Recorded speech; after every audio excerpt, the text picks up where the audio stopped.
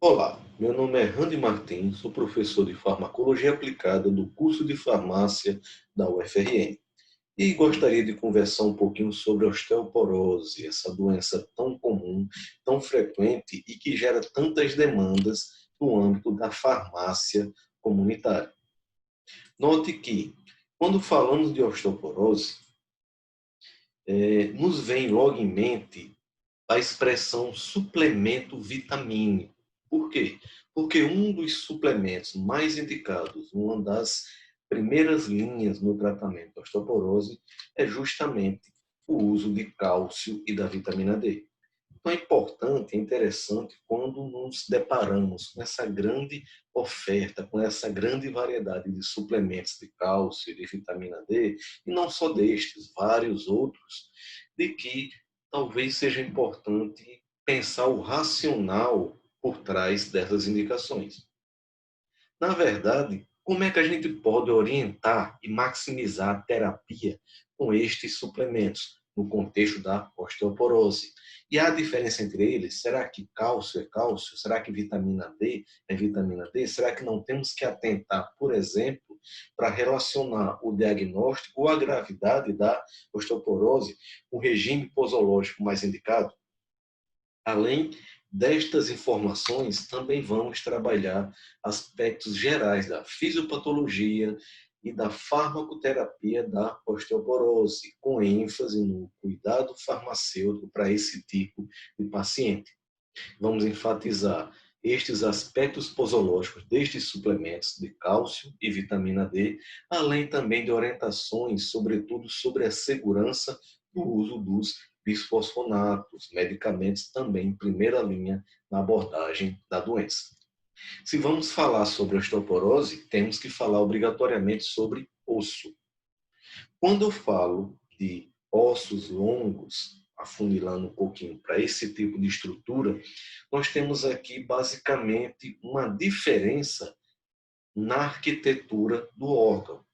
Quando eu avalio, do ponto de vista histológico, as epífises dos ossos longos, essa parte mais rombuda, essa parte mais arredondada das estruturas ósseas, aquela que encaixa na articulação, como por exemplo, a cabeça do fêmur encaixada na articulação do quadril, eu observo que a arquitetura desse osso ela tem um aspecto trabecular, esponjoso, onde contém um pouco de medula óssea vermelha, a medula óssea amarela no adulto não está presente nas extremidades, o que difere um pouco da estrutura das diáfises, o meio do osso, a parte mais fina, onde o osso, inclusive, é mais denso.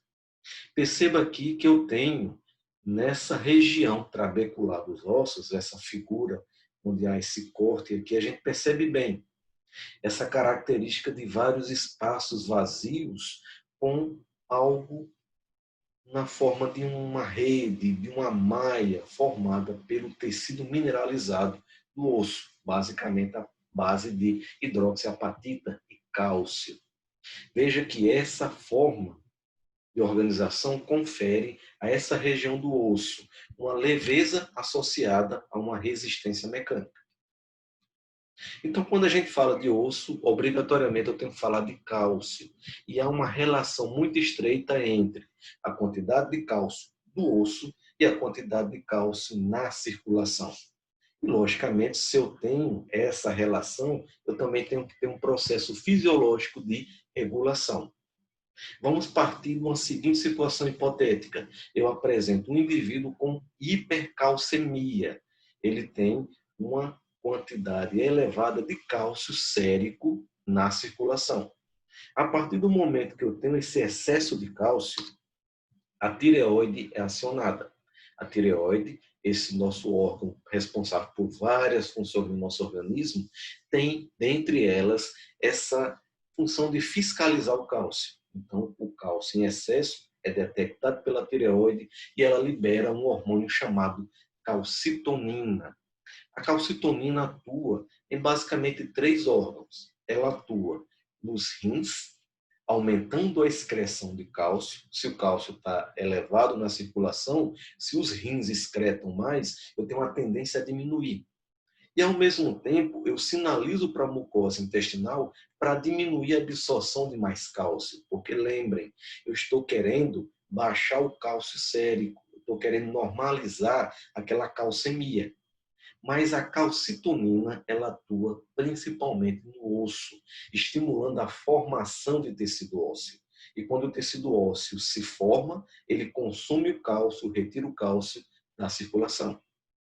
Quando eu tenho esses mecanismos ativados, eu tenho uma tendência agora a diminuir o cálcio e pode inclusive gerar uma hipocalcemia, uma diminuição dessa quantidade na circulação.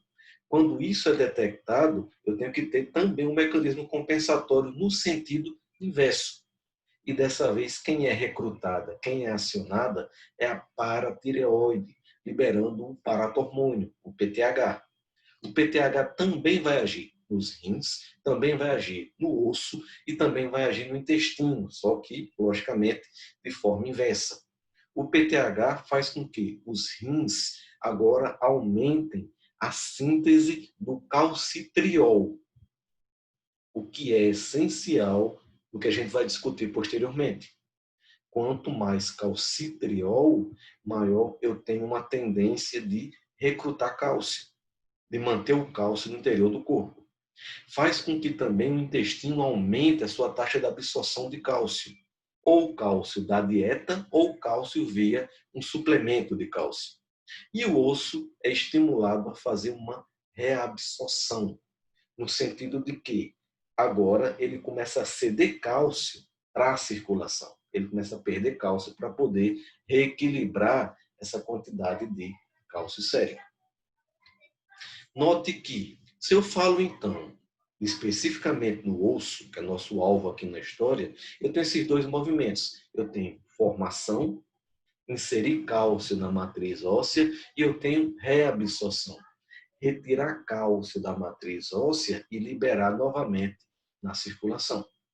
Os principais atores responsáveis pela formação e reabsorção são especificamente os osteoblastos e o osteoclasto. O osteoblasto forma o osso. O osteoclasto desmancha o osso.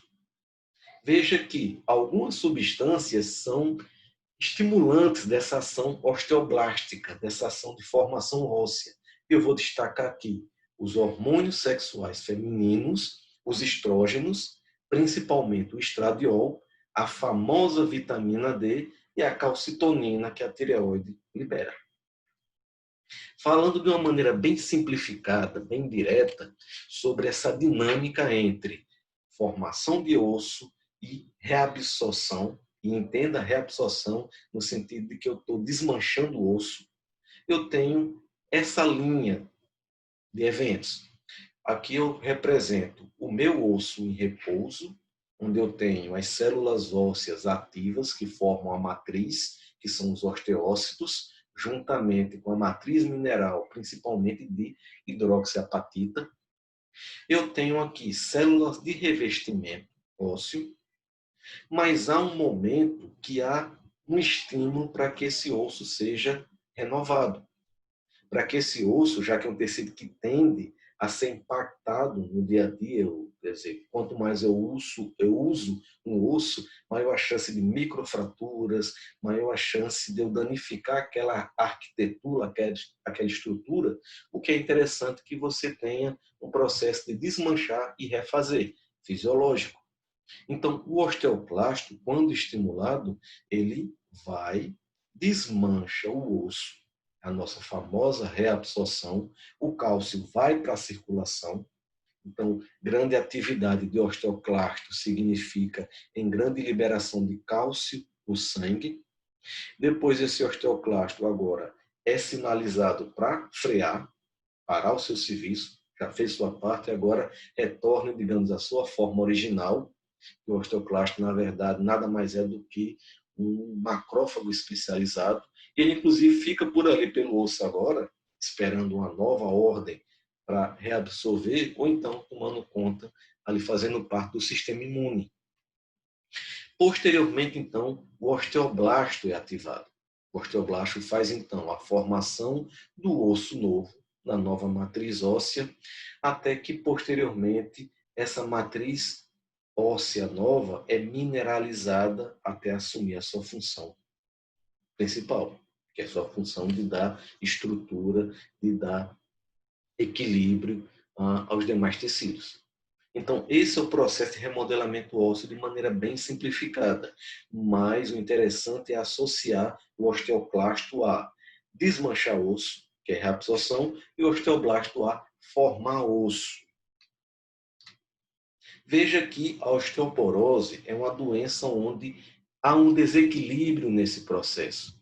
Um desequilíbrio onde você tende a perder densidade óssea, onde o osso ele vai ficando cada vez mais trabecular. Ele vai aumentando os espaços vazios entre as paredes que formam o interior do osso e ele vai se tornando cada vez mais frágil. Onde aqui, por exemplo, eu tenho uma ação excessiva do osteoclasto associada a uma deficiência de ação do osteoblasto. Em outras palavras, eu estou reabsorvendo o osso muito mais do que eu estou formando. Então, essa doença, ela leva a uma fragilidade óssea justamente porque eu vou alterando de maneira negativa essa microarquitetura, o que pode, com o tempo, se relacionar intimamente à ocorrência de fraturas mesmo em baixo impacto. Inclusive, você pode ter uma pessoa de mais idade, uma idosa com osteoporose, que pise um pouco mais forte e tenha uma fratura nos ossos do pé, por exemplo, porque eu já tenho toda uma fragilidade ali acontecendo há algum tempo. Inclusive, uma das características da osteoporose é basicamente duas, que são mais relevantes. Primeiro, uma doença associada à idade. Quanto mais você avança na idade, maior a chance de você apresentar um quadro de osteoporose, principalmente se você for mulher. Perceba que eu tenho nessa linha mais escura aqui do meio, que é a prevalência de osteoporose no Brasil, de acordo com a faixa etária. Veja que a partir dos 75 anos eu tenho quase 30% dos idosos apresentando um quadro de osteoporose, ou seja, é uma prevalência muito alta entre os idosos, mas praticamente insignificante em indivíduos jovens, indicando que a osteoporose realmente é uma doença que tem essa relação com a idade. Mas note que, quando eu separo por sexo, eu observo uma grande quantidade de mulheres, comparativamente a homens na mesma faixa etária, com osteoporose. Mulheres a partir de 75 anos pulam para quase 40% de ocorrência dessa doença. Então, a gente pode caracterizar a osteoporose como uma doença que afeta principalmente, não unicamente, principalmente mulheres de mais idade. Entre outros fatores de risco, além de idade, sexo feminino, nós também temos a etnia branca ou oriental. A osteoporose tem uma carga genética significativa. Muitos casos de osteoporose na família aumenta a chance de mulheres, à medida que forem envelhecendo dentro daquela família, apresentem também o problema. Principalmente se na família eu já tenho histórico de fraturas. Fraturas da mãe, de uma tia, das avós, podem tornar aquela mulher uma candidata a apresentar essa doença mais à frente. Principalmente também se ela apresentar um baixo IMC.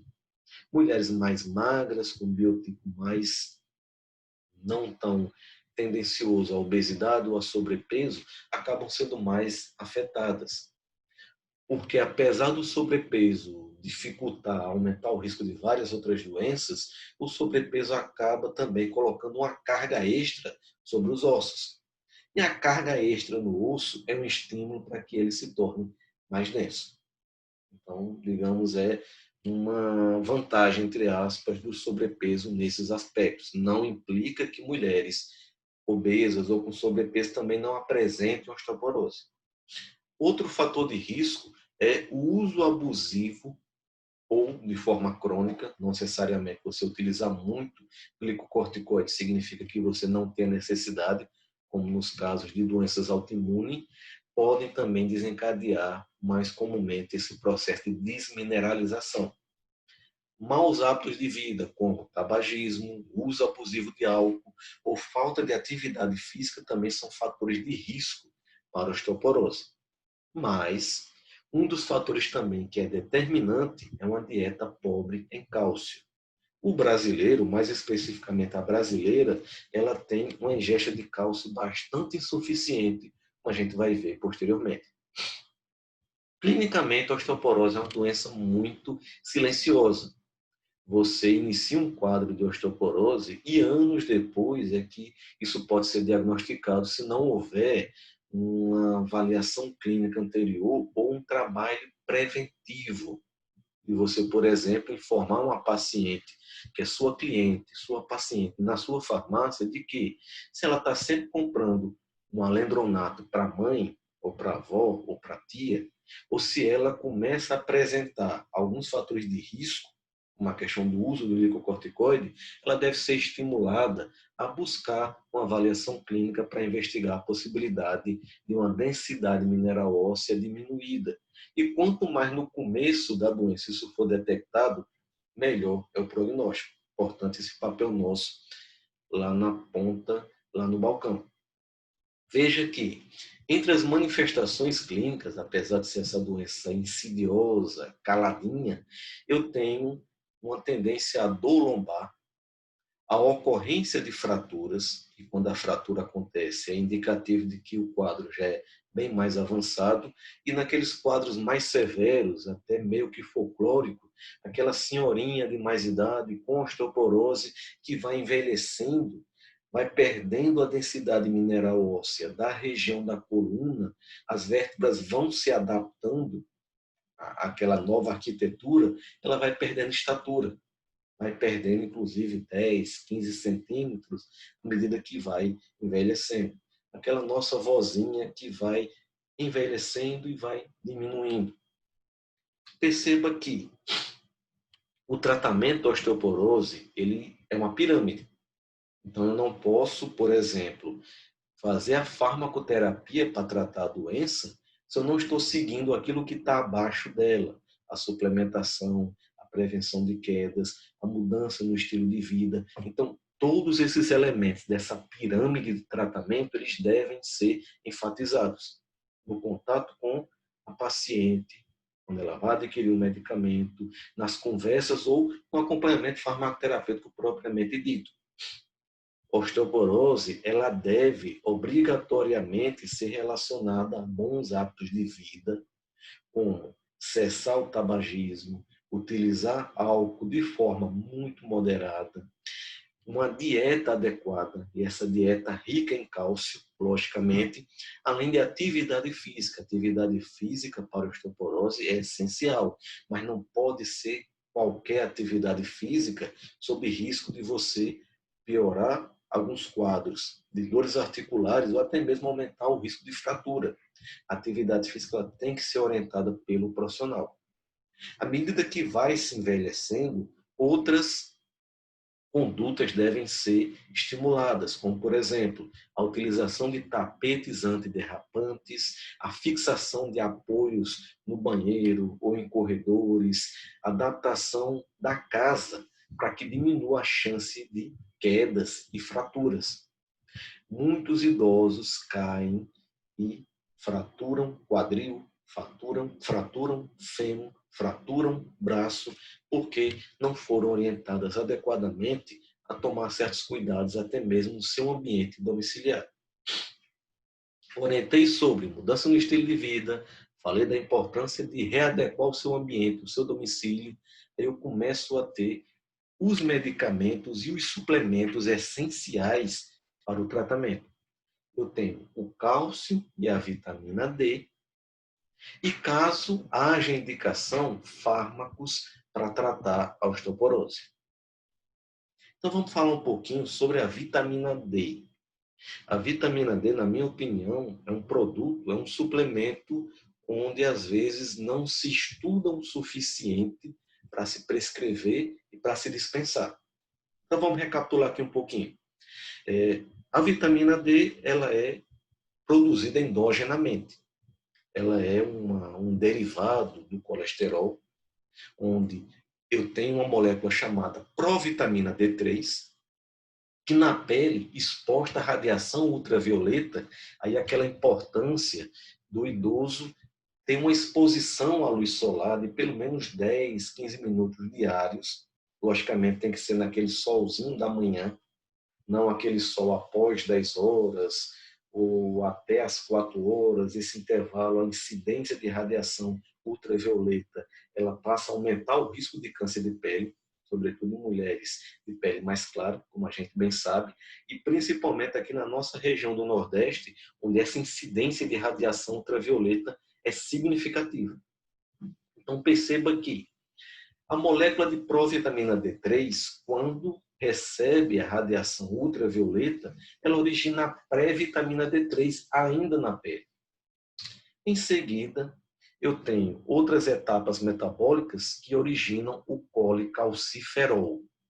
Veja que o colecalciferol é a famosa vitamina D3 e que é aquela que é obtida a partir da dieta, que pode ser obtida a partir da dieta ou a partir de suplementos alimentares.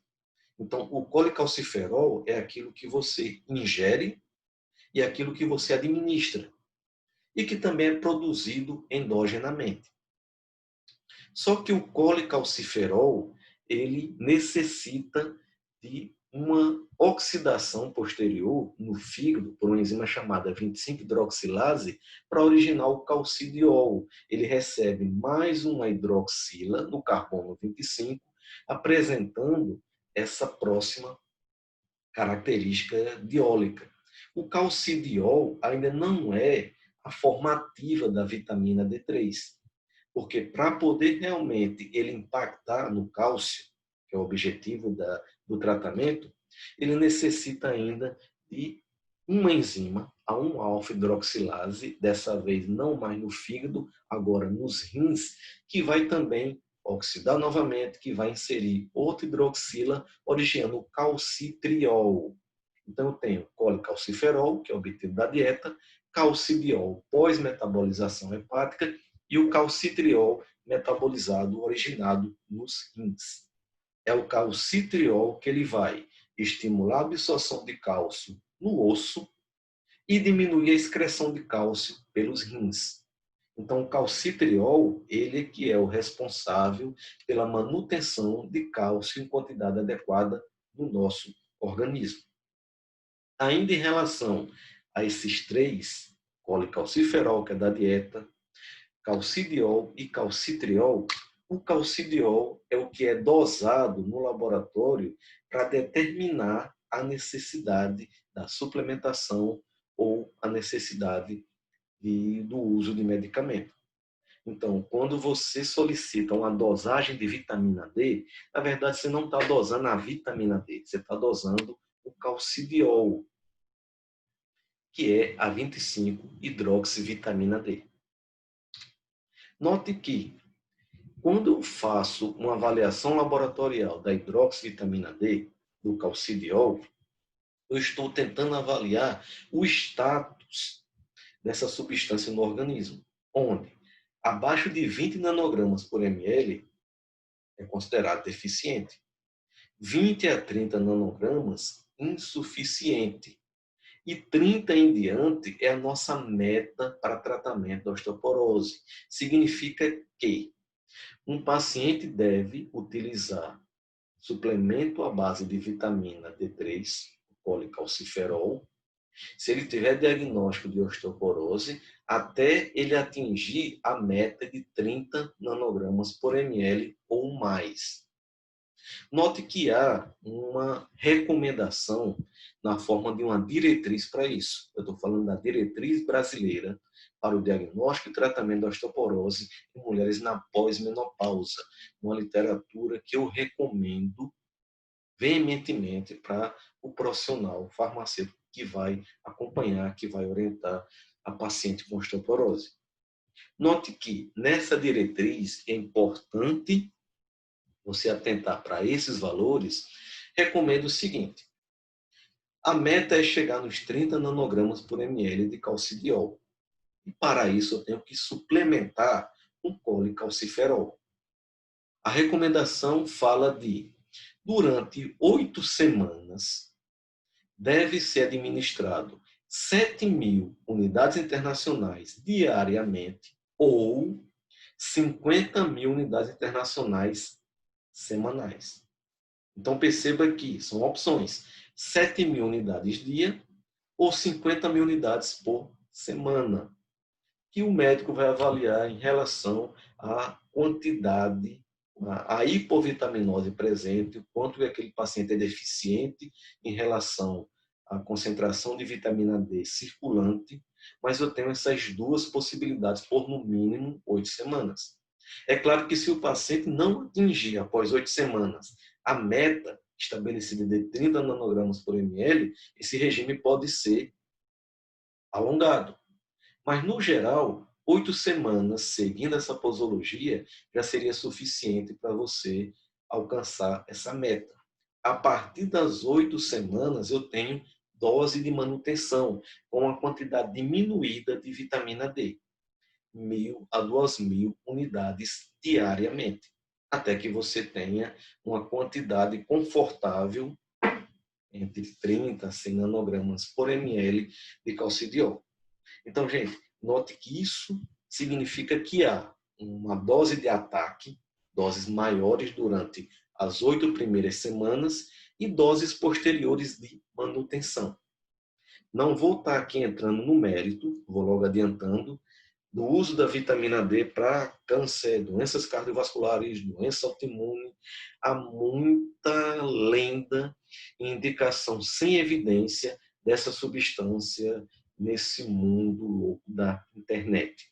A princípio, e na própria diretriz eu tenho isso bem destacado, não há evidências que altas doses de vitamina D possa prevenir câncer, doenças cardiovasculares ou qualquer outra coisa. Eu estou falando aqui unicamente no contexto da osteoporose. Então, gente, vamos pegar aqui essa recomendação da diretriz. 7.000 diário ou 50.000 semanal nas primeiras 8 semanas, a dose de ataque, vamos chamar assim, e 1.000 a 2.000 unidades diárias, a dose de manutenção, depois que você atinge aquela meta de pelo menos 30 nanogramas por ml de calcidiol. Quando eu tenho um produto como esse, o colecalciferol da Asher, onde há comprimidos revestidos de 10.000 unidades. Então, 10.000 unidades está dentro daquilo que eu posso fazer nessas semanas de ataque. Aqui é 7.000 unidades no mínimo, mas permite uma variação. Então, uma paciente que tem uma prescrição de 10.000 unidades diárias, nesse contexto de foi diagnosticada osteoporose, começou essas primeiras 8 semanas de dose de ataque, de dose mais acentuada, aqui eu tenho uma posologia indicada. Também há a possibilidade de se manipular essas 50.000 doses semanais. E há variações nesses regimes. Mas é interessante que isso é o mínimo recomendado nessas primeiras 8 semanas. Não faz sentido, por exemplo, uma paciente que teve diagnóstico de osteoporose, apresenta insuficiência de vitamina D, uma hipovitaminose, digamos, 15 nanogramas por ml, e ela começar a utilizar 1.000 a 2.000 unidades diariamente. Não vai dar conta, ela tem que receber uma dose de ataque, uma dose alta no início. Depois que ela alcança ou se aproxima da meta, aí vem a manutenção. E a manutenção eu posso ter produtos como esse produto desse fabricante, da Unilife, o colecalciferol, 2.000 unidades dia.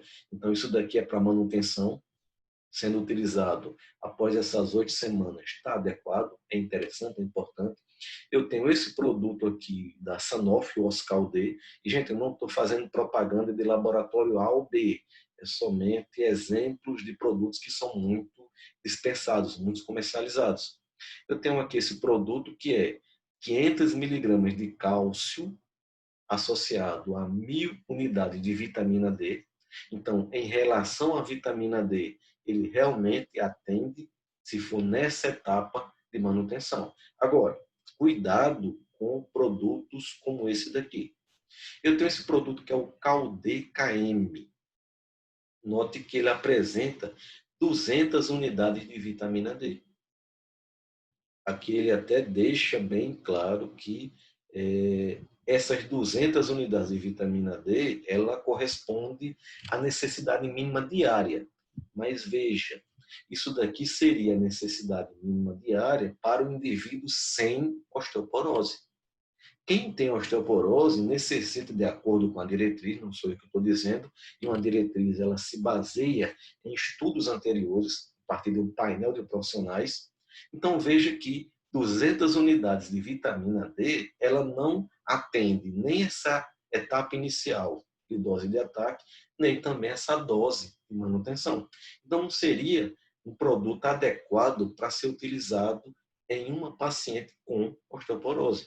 Seria pouca vitamina D chegando a essa paciente. Como também 400 unidades desse outro produto, que relaciona, associa carbonato de cálcio de 500 mais colecalciferol, 400 unidades. 400 unidades também não atende para essas doses de manutenção. Não estou falando que uma paciente com osteoporose não possa utilizar esses produtos. Ela pode, por exemplo, estar no status de calcidiol sérico, bem adequado, bem folgado, e o médico faça uma opção por um produto mais em conta, mais barato, por exemplo, ou que seja associado a outros elementos, no caso aqui, vitamina K e magnésio, que no caso da osteoporose não há evidência que isso aqui agregue alguma coisa, mas pode ser uma opção do médico. Mas, a princípio, enquanto ele não tiver com calcidiol com folga na circulação, esses produtos não são recomendados. Agora, falando do cálcio. A ingesta diária de cálcio, a média brasileira, é em torno de 400 miligramas dia. Isso quando eu conto suplemento mais dieta. Então, nós temos, teoricamente, uma dieta relativamente pobre em cálcio, a média do Brasil. E note que quanto menor for essa ingesta de cálcio, menor tende a ser a nossa densidade mineral óssea. O que recomenda a diretriz para pacientes com osteoporose? Que eu tenha pelo menos 1.200 miligramas diárias. A soma de o que você obtém da dieta com o que você obtém do suplemento. Veja que essas 1.200 miligramas, o recomendado é que ela seja fracionada em pelo menos 2 tomadas, de 500 a 600 miligramas. Por quê? Porque a absorção do cálcio, ela é uma absorção que tende a saturar a mucosa. Ela não consegue transportar grandes quantidades de cálcio em simultâneo e você corre o risco de utilizar doses muito grandes em uma vez só e você ter parte desse cálcio sendo eliminado nas fezes sem ser absorvido. Então, é interessante é esse fracionamento em pelo menos 2 tomadas. Eu lanço também outra perguntinha aqui. Todo cálcio é igual? Cálcio é cálcio?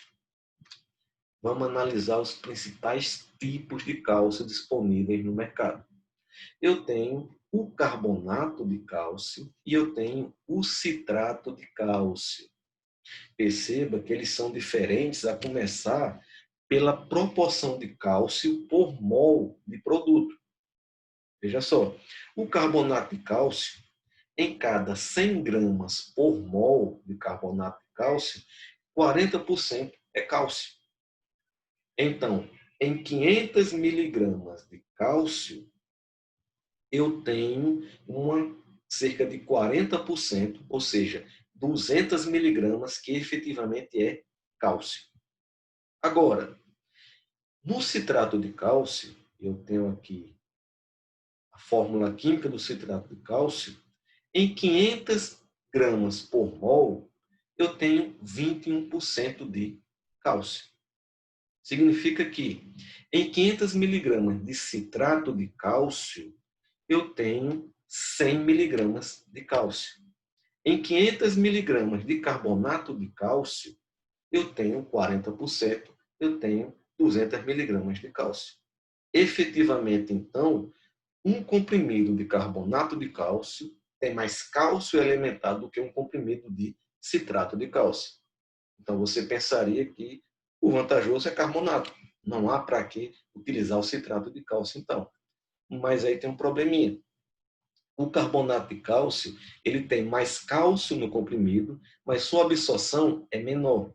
Enquanto que o citrato, apesar de ter menos cálcio na estrutura, a absorção é mais significativa. São poucos os trabalhos que comparam. Eu peguei um único estudo, que é o ensaio clínico, onde se avalia um grupo de mulheres utilizando carbonato de cálcio e outro grupo de mulheres utilizando citrato de cálcio. E se avaliando a quantidade de cálcio sérico, quanto daquele produto efetivamente era biodisponível. Então, o que se percebeu é que, do ponto de vista de desfecho clínico, do ponto de vista de perfil sérico, há pouca diferença. É como se o carbonato de cálcio absorve menos, mas como ele tem mais, acaba compensando. E o citrato absorve mais, mesmo ele tendo menos, acaba também você tendo um benefício terapêutico. Mas eu tenho ainda algumas diferenças. Primeiro, carbonato de cálcio, ele perde muito da sua absorção se eu não tenho um pH mais ácido. Significa que, quando eu utilizo o carbonato de cálcio após uma refeição, onde há estímulo à produção de ácido gástrico, e eu tenho uma tendência a um pH estomacal mais ácido, sua absorção é facilitada. Então, utilizar carbonato de cálcio após uma refeição é interessante que melhora a sua absorção e diminui, inclusive, também o desconforto gastrointestinal, que é bem mais comum com esse tipo de formulação. Há muito mais desconforto como um pouco de náusea, constipação, um pouco de dor retroesternal, uma sensação de pirose, quando se usa o carbonato de cálcio comparado ao citrato de cálcio. Em compensação, o citrato de cálcio, ele acaba não tendo esse problema. Quer dizer, mesmo que a acidez não seja suficiente, ele mesmo assim tem uma boa taxa de absorção. O que é interessante, por exemplo, para aquele idoso que tem hipocloridria. É natural, com a idade, a gente começar a produzir menos ácido gástrico. Ou então aquele idoso que necessita, ou usa até mesmo por automedicação, muito inibidor de bomba de prótons, como o omeprazol. Então, esses indivíduos que têm pouca acidez, perdem a absorção do carbonato, mas o citrato não tem esse problema. E o citrato também, ele há uma tendência a apresentar menor desconforto gastrointestinal. Ele é mais simpático para o paciente do ponto de vista da administração. Sua formulação também permite formas farmacêuticas como tabletes mastigáveis ou até mesmo sais para serem reconstituídos. Pozinho que você adiciona no líquido, reconstitui, tem sabor, é mais fácil manipular o citrato de cálcio, ele gera formas farmacêuticas mais agradáveis, que pode ser interessante para aquele paciente que tem baixa adesão ou tendência a desconforto gastrointestinal. Agora, o problema disso é que o custo é bem maior. Formulações de citrato de cálcio são mais caras, via de regra, do que formulações de carbonato de cálcio. E dependendo do paciente, isso pode ter uma importância muito grande. Então, note aqui, dentro dessa questão da dose, a quantidade de cálcio presente em cada comprimido, eu tenho aqui novamente esse produto, Oscal carbonato de cálcio 500 miligramas. Se ele for utilizado 2 vezes, pelo menos 2 tomadas por dia, ele atende. É diferente, por exemplo, de um suplemento com 1.250 miligramas de cálcio em um único comprimido. Se você usa um só comprimido por dia, você não vai ter uma absorção, teoricamente, você não vai ter uma absorção adequada e aquele único comprimido de 1.250 pode não ser suficiente. Então, é melhor 2 de 500 do que 1 de 1.000, nesse caso. Cuidado também para produtos onde a quantidade de cálcio por cápsula é reduzida. Esse produto aqui, que enfatiza que é cálcio de ostras, na verdade, gente, a matéria-prima principal do carbonato de cálcio são ostras mesmo. Praticamente todos os produtos têm origem desse tipo de matéria-prima. Aqui eu tenho cápsulas de 250 miligramas. Mas isso aí não fica muito claro na embalagem. Então é importante ter esses cuidados na hora de recomendar e orientar o paciente para utilizar. Quem tem osteoporose tem que fazer pelo menos 1.000 miligramas dia e se recomenda que seja em 2 tomadas. Então note que para paciente com osteoporose, esses produtos que não são adequados porque eles não atendem esses critérios. Esse daqui especificamente tem uma quantidade de cálcio diminuída e uma quantidade de vitamina D também diminuída. Aqui deveria ser pelo menos 500 miligramas de cálcio e aqui deveria ser pelo menos 1.000 unidades internacionais de vitamina D. Ambos os produtos têm essa posologia. Agora, o que é que o cálcio pode trazer do ponto de vista de problemas? Assim, há essa tendência do cálcio meio que ser recomendado, sobretudo nas farmácias, de maneira até discriminada, assim, indiscriminada. As pessoas entram e é ofertado cálcio é importante, mas tem que se ter um certo cuidado. Primeiro que doses muito elevadas de cálcio, vamos dizer, 2 comprimidos de 1.200 miligramas por dia, 2.400 miligramas de cálcio diário, aumenta muito a tendência a desconforto gastrointestinal, principalmente se for carbonato de cálcio. E também interessante enfatizar que o uso isolado de cálcio ele tem efeito mínimo na osteoporose. Você tomar cálcio sem ter o colecalciferol, por exemplo, que vai sinalizar para o cálcio e para o osso, ele pode inclusive se depositar em outras estruturas que não são interessantes. Ele pode promover calcificação cardiovascular e renal. Vamos dizer então que eu tenha um indivíduo que faça uma suplementação de cálcio em altas doses, sem ter necessariamente a necessidade para isso, sem haver essa carência na matriz óssea, digamos, ou há essa carência de densidade óssea, o osso está lá com pouco cálcio, mas ele não está utilizando o colecalciferol para poder sinalizar para o cálcio ser inserido ali. Então, esse excesso de cálcio pode, juntamente com outros problemas, com diabetes, com hipertensão, com outros quadros associados à síndrome metabólica, eu posso ter a deposição do cálcio em válvulas cardíacas. Aqui eu tenho a deposição do cálcio em válvula tricúspide.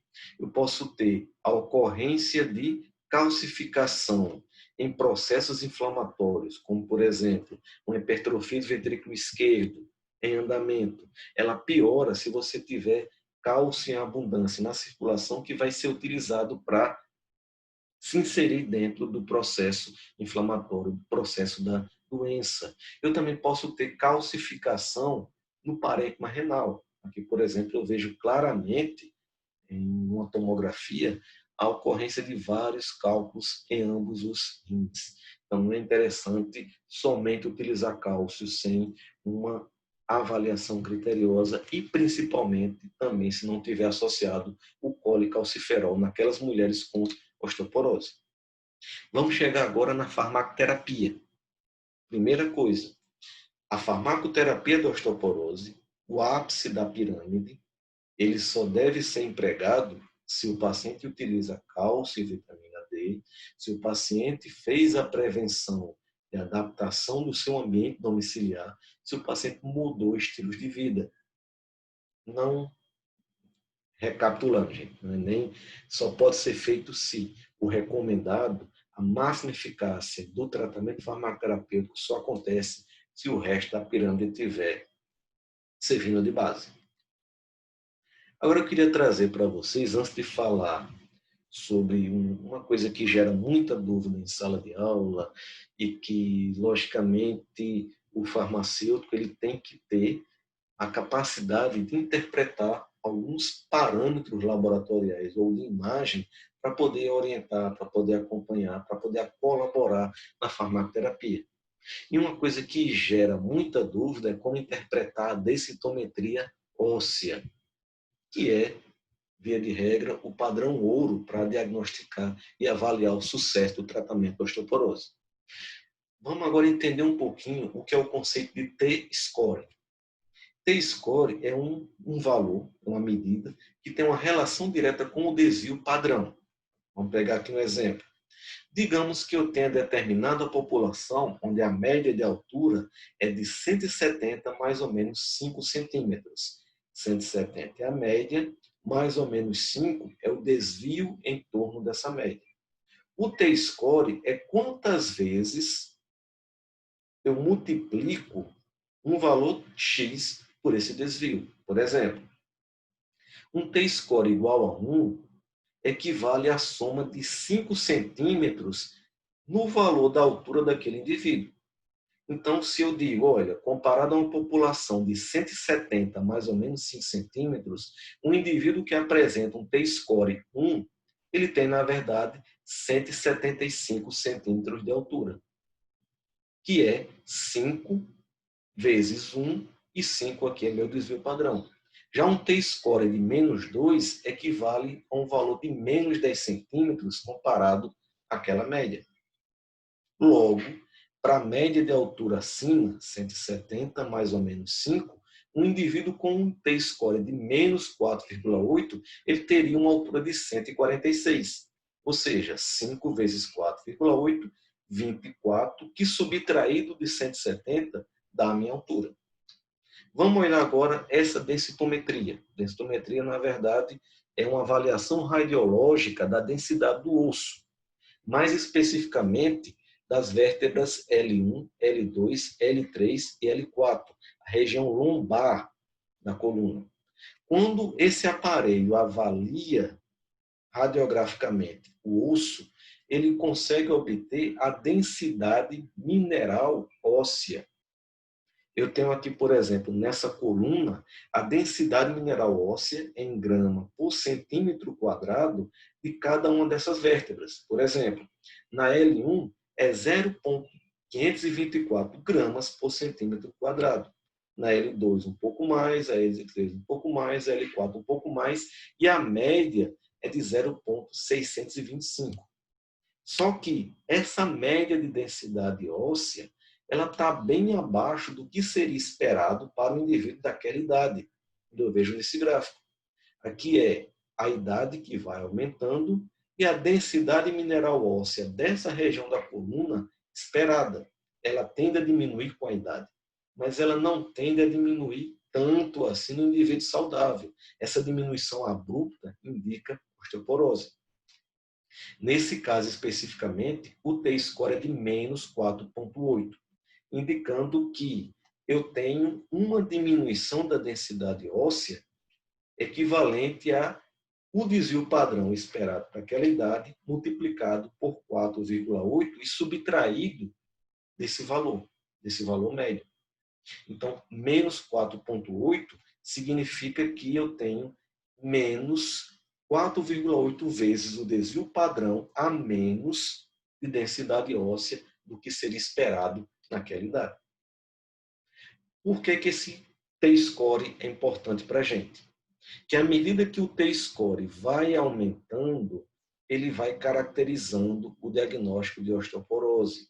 Eu posso ter uma pré-osteoporose, um quadro de osteopenia, mas a partir de 2,5, menos 2,5 desvios padrões, que é um T-score de menos 2,5, seja na coluna lombar, seja no colo, seja no fêmur, seja no rádio, eles indicam a necessidade de terapia farmacológica. Então, menos 2,5 é o indicativo que eu tenho que entrar com medicamento. E o medicamento funcionar significa que ele deve ou estacionar nesse valor, ou até mesmo regredir, preferencialmente regredir e diminuir esse score. Então, gente, vamos agora afunilar um pouquinho, ainda voltando para o osteoblasto, o osteoclasto. Eu tenho aqui de forma muito resumida o papel deles. O osteoblasto, ele deriva de um precursor mesenquimal, ele sofre uma diferenciação no sentido de se tornar um osteoblasto, para depois montar a matriz mineral juntamente com o osteócito, o osso novo. Já o osteoclasto, que também deriva de precursores, nesse caso aqui da medula óssea, de uma célula hematopoética, lembrando que o osteoclasto nada mais é do que um macrófago especializado. O osteoclasto, vai promover a proteólise, ele vai degradar essa matriz mineral associada à estrutura do osso novo. O que é que estimula a ação do osteoblasto? Como a gente viu lá no comecinho, o estradiol, a vitamina D e a calcitonina. O que é que afeta, o que é que impacta o osteoclasto?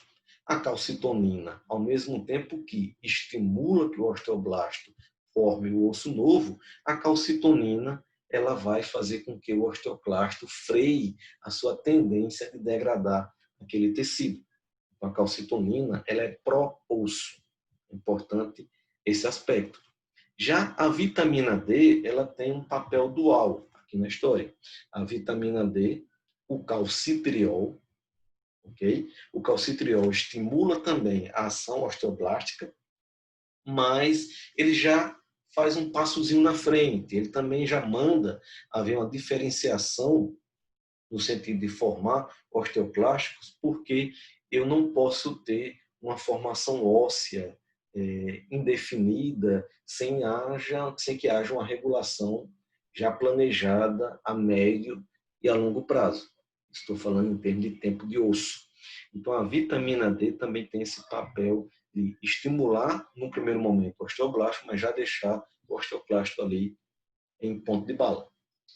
Eu tenho o PTH. O PTH, ele dá uma freadinha no osteoblasto, ao mesmo tempo que ele induz a proliferação de um sinalizador muito importante em várias rotas metabólicas e associado ao nosso sistema imune, que é a proliferação do RANKL. E o RANKL, ele é pró-osteoclasto. Então, eu coloquei esse esquemazinho um pouco mais detalhado para falar da farmacoterapia. Só que eu abro um parêntese aqui que vai ser melhor abordado em nossa aula sobre corticoides. O uso indiscriminado de corticoides diminui muito a ação dos osteoblastos, sem haver um freio dos osteoclastos. Então perceba que usar excessivamente corticoides faz com que eu não tenha uma renovação da matriz óssea de maneira adequada e aumenta em muito, acelera em muito a ocorrência de osteoporose. Agora, os demais medicamentos que são indicados para tratar a osteoporose, de maneira bem sucinta, eu tenho estrógenos e análogos estrogênicos. A terapia hormonal ela tem um papel importante na abordagem da osteoporose, porque ela reforça essa sinalização pró-osteoblástica, ela reforça essa sinalização no sentido de aumentar a matriz óssea nova, renovar a matriz óssea. Enquanto que o desonumab, um anticorpo monoclonal, que ele vai justamente impedir que o RANKL ative o osteoclasto. Então, usar o desonumab, que é um medicamento, um custo bem mais, é um medicamento bem mais oneroso, bem mais de alto custo, ele faz com que eu diminua a tendência que os osteoclastos têm para promover a proteólise.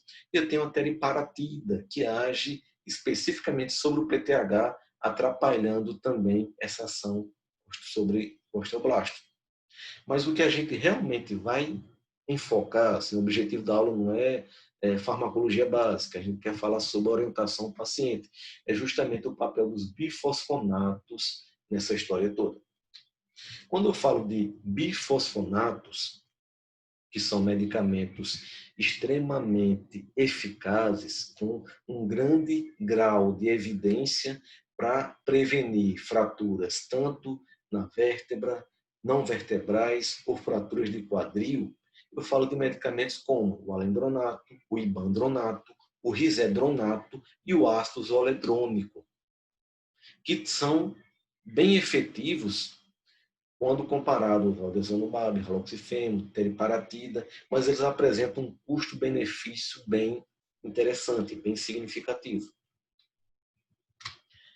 Como é que funciona o bifosfonato? De maneira bem sintética, o bifosfonato, sua estrutura, faz com que ele tenha uma grande afinidade pela matriz óssea. Ele se liga de forma muito firme ao osso, inclusive permitindo que, no momento que o osteoclasto está reabsorvendo a matriz óssea, está desmanchando o osso, ele acaba também fagocitando junto o bifosfonato. E ele tem, por esse bifosfonato que foi fagocitado, ele tem a maior indigestão da sua vida. Quer dizer, a quantidade de bifosfonato no citoplasma do osteoclasto, a sua tendência a conferir um pH básico, além de outros mecanismos ainda pouco esclarecidos, fazem com que o osteoclasto, que ingere a matriz com bifosfonato, ingerindo com muita aspa, deixar bem claro, sofra apoptose. Então eu começo a ter uma menor atividade de reabsorção, menor atividade do osteoclasto, deixando o osteoblasto ali recuperando aquela matriz óssea que está pouco densa devido ao quadro da doença. O que é interessante a gente entender da farmacocinética dos bifosfonatos? Primeiro, bifosfonato é um medicamento que sofre uma influência muito grande se for administrado com alimentos. Bifosfonatos, eles tendem a quelar cátions de maneira muito eficaz. Se você, por exemplo, utilizar um bifosfonato como alendronato junto com hidróxido de alumínio, um antiácido, rico em sais de alumínio e sais de magnésio. Ele quela nesses sais, ele se liga a esses sais e não é absorvido. Como também alimentos, principalmente alimentos derivados do leite, ricos em cálcio, mas não somente eles. Literalmente, os bifosfonatos utilizados pela via oral, eu tenho aqui o alendronato, que é via oral uma vez por semana, risendronato também semanal, e o ibandronato mensal. Não que esses medicamentos não possam ser usados diariamente em doses menores, mas se percebeu que a adesão é péssima e que a farmacocinética dele permite esse uso com um espaço de tempo maior.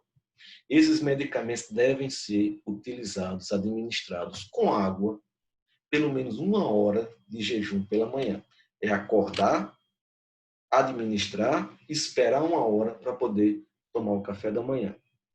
Veja, quando você olha a literatura, você vê, por exemplo, para o alendronato e para o risendronato, o bandronato, meia hora.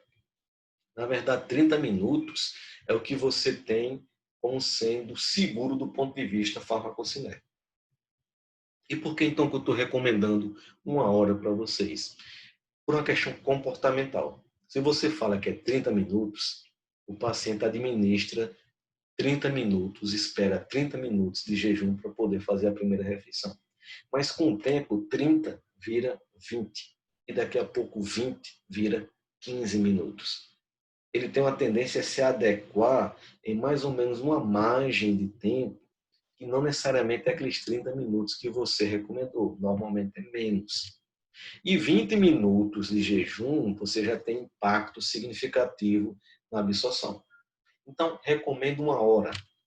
Recomendo 1 hora de jejum, que ele vai fazer 40, que ele vai fazer 30 minutos. Enfatize isso. Explique, inclusive, o porquê que você está fazendo essa orientação. Porque depois ele vai ler na bula e vai dizer, olha, é 30 minutos. Não é 1 hora, como ele está falando.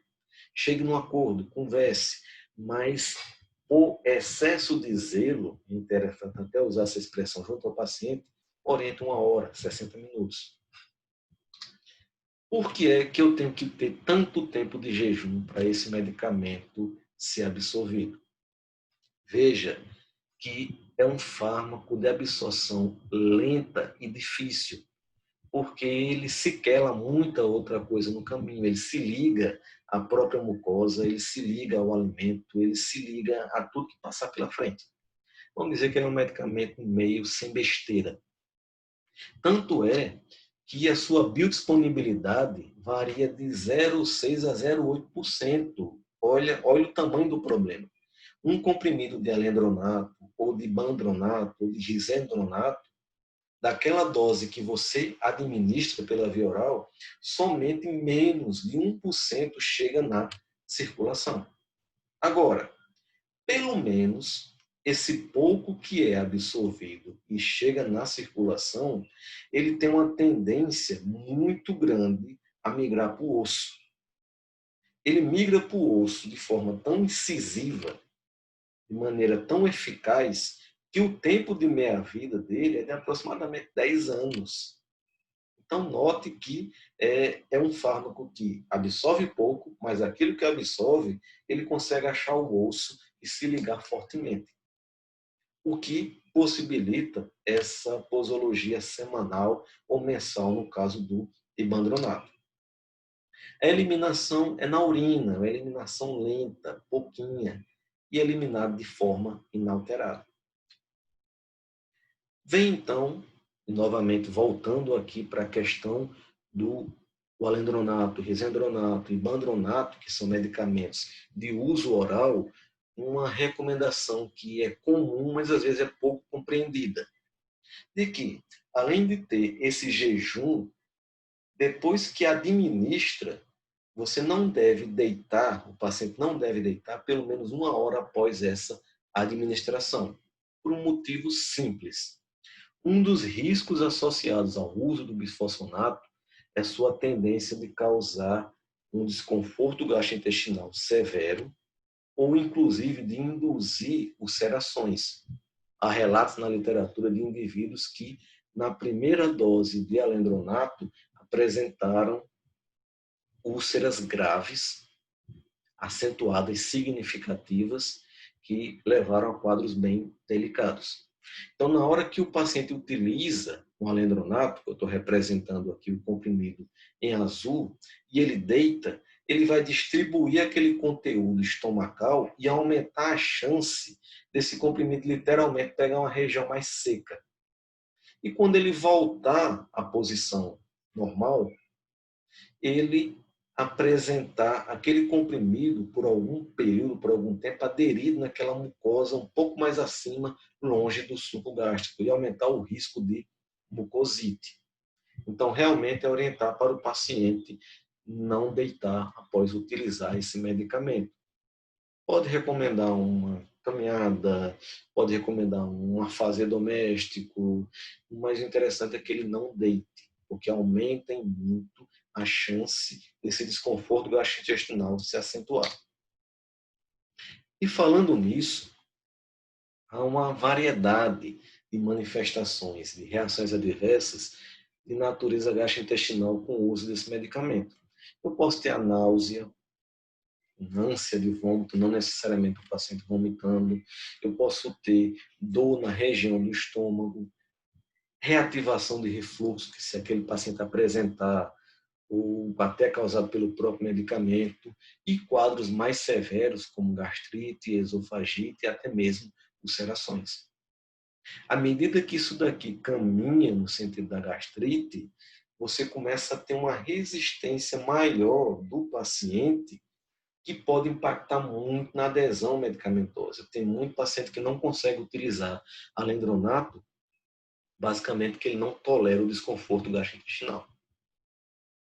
Uma ocorrência um pouco menor, eu tenho mialgia, dores musculares e dores articulares, mialgia e artralgia. Mas essas daqui tendem a não ser de grande interesse, grande gravidade, e ela pode aparecer nas primeiras administrações e depois tende a desaparecer.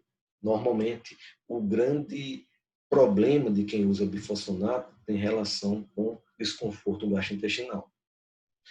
Do ponto de vista desse desconforto, impacta diretamente na adesão, as pessoas deixam de tomar o medicamento. Outra coisa também, que isso é uma observação pessoal, não é uma coisa que eu tenha visto na literatura, causa um certo estranhamento. Essa posologia do bifosfonato, às vezes você encontra um recurso, um discurso um tanto quanto recorrente quando se conversa com pacientes que usam esses medicamentos mas esse negócio de tomar uma vez por semana, será que funciona mesmo?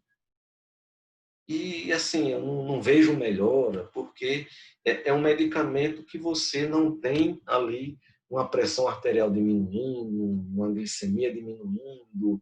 Não é aquele medicamento que o paciente utilize e ele já enxergue o benefício.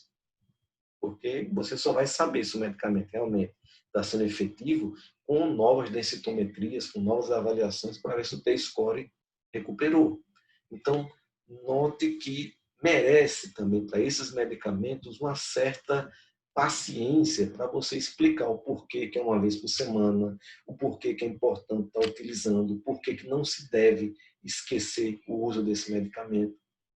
E no caso de ocorrência de desconforto gastrointestinal, se observa que realmente o alendronato ele é mais associado a isso.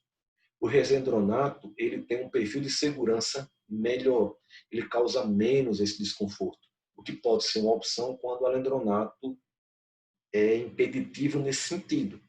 Lembrando que resendronato já tem um custo maior. O ibandronato ele acaba tendo uma tendência, uma adesão bem superior, porque ele passa a ser mensal. Agora, você, como farmacêutico, também deve pegar o celular da idosa, se for o caso, já deixar marcadinho lá no calendário, marcar na sua agenda, marcar no seu esquema de acompanhamento farmacoterapêutico, porque um mês também é muito tempo para a pessoa passar batido e talvez esquecer e só tomar 1 ou 2 semanas depois. Aí bagunça o tratamento também.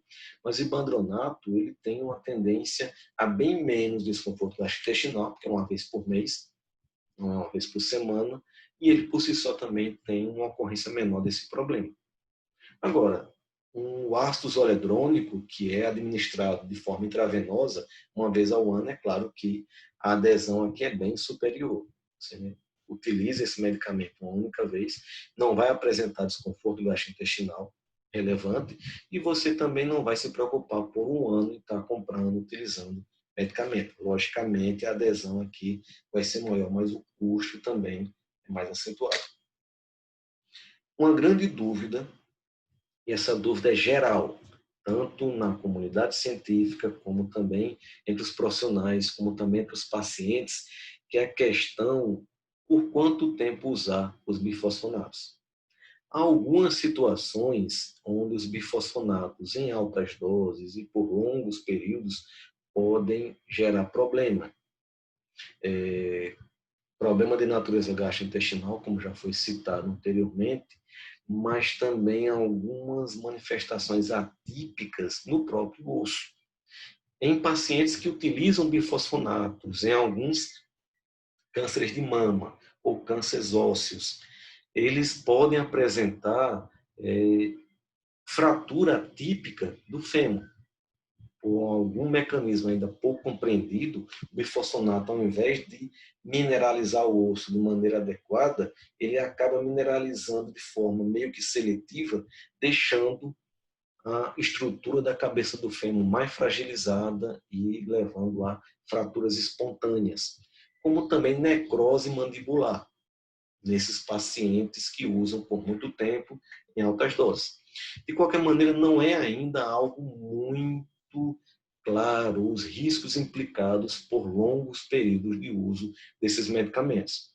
O que a gente observa na diretriz brasileira é que mulheres tratadas com bifosfonatos por via oral por mais de 5 anos ou usando ácido zoledrônico via intravenosa por mais de 3 anos, elas devem ser avaliadas em relação: tem fratura de quadril? Não. Nem o histórico de fratura anterior. O T-score está menor do que menos 2,5, nem apresenta uma avaliação clínica de alto risco de fratura? Não. Considerar férias do fármaco e reavaliar a cada 2, 3 anos.